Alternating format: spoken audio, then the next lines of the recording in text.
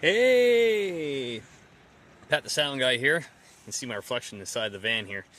I'm just thought I'd do a video about snowblower belts, or drive belts in general for your machinery, for your small engines.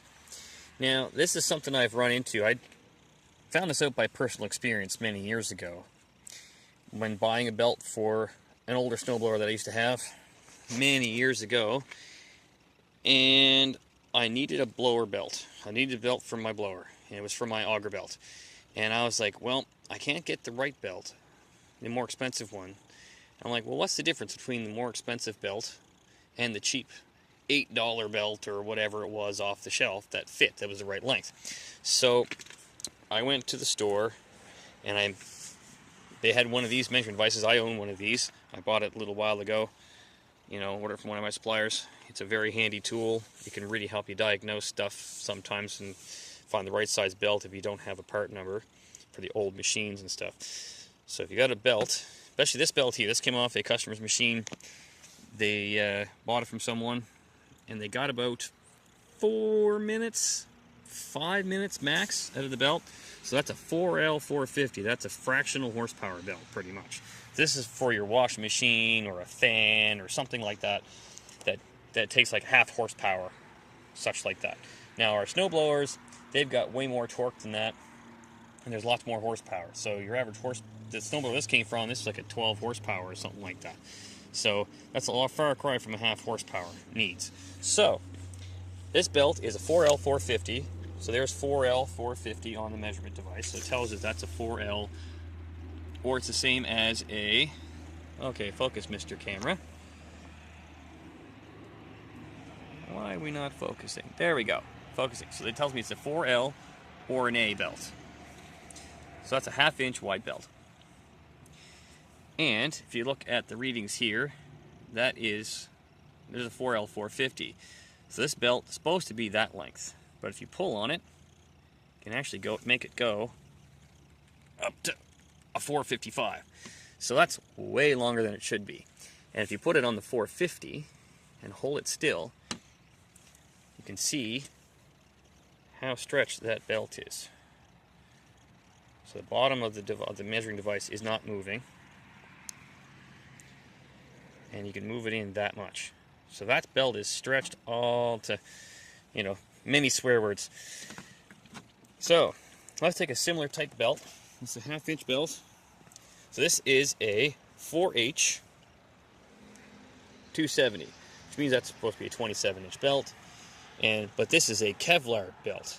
And this is what you're supposed to use for drive belts and auger belts on your snowblower. Sometimes they're a raw edge, but they're also meant to hold that kind of torque.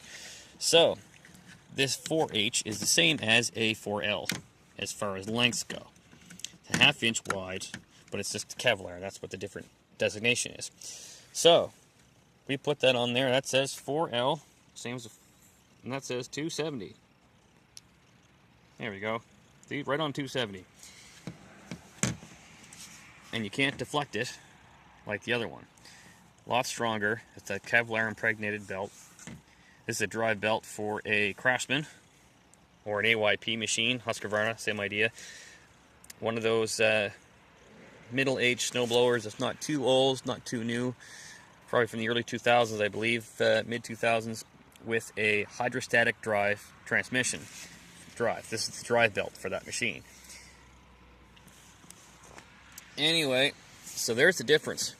And you can see, when you measure it, that it doesn't deflect, and that will actually hold up to the abuse that a snowblower gives for belts. So, long story short, buy the right belt, the right type of belt. You can't just go down to Canadian Tire or the hardware store and buy yourself the A-type belt off the hardware store section that would normally be for your washing machine or something like that, and put it on your snowblower. It's not going to work.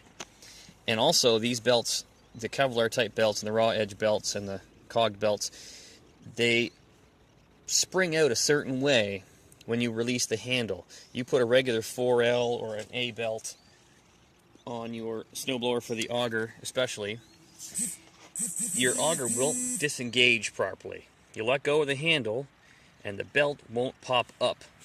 out of that drive pulley on the motor properly. So your auger will not shut off when you want it to, which is a dangerous thing. So that's another reason why you want to buy the proper type of belt, the spec belt. Now, you can buy the OEM belt, but you're going to pay premium prices for them. Sometimes you have to, because you can't get the type of belt you need, but most times you can buy an aftermarket belt, like a Sten's or an Oregon or a Rotary, that type of thing. The Sten's blue belts are really nice belts. They're good quality. I've had pretty good luck with the Rotary belts and the Oregon belts as well. But, all good parts. But so that's another, safety is another reason why you want to buy the right type of belt and have the Kevlar belt, because these belts have a springy life to them that when you let go of that handle that comes off of that pulley and it opens up, and your auger will disengage properly. So I can't stress that enough. It's a safety reason why you buy the right type of belt. So if you're trying to match up a belt, sure, go ahead and spend the $6 or $8 on a standard belt that's fractional horsepower to test the size. So if you need to find the size, you can spend that on and then try it out and see if it releases properly and so everything's tension's right. And then if you have to return it, you can return it because you haven't really used it. So then you get the right size of belt, so you can go to your small engine shop or small engine supplier such as myself and purchase said belt. That's the right size, the size. Or you can come to someone like me and I've got the right tools. I also have another great way to measure your belts is you go to your local fabric store. Even Walmart carries these, I think, on the shelf, your department store. This is a tape measure for sewing or fabric use, and these are great for measuring belts because they're flexible. So you can measure the outside diameter of that belt, and that'll give you the right size. And usually that's how you measure them. So that'll give you the right size of the belt, and you can measure the width. And this should be a 1/2 inch belt, which it is a 1/2 inch belt. So there's a couple different ways to measure your belts, and a lot of stores, shops, like local Canadian Tires, a lot of them have them here in Canada.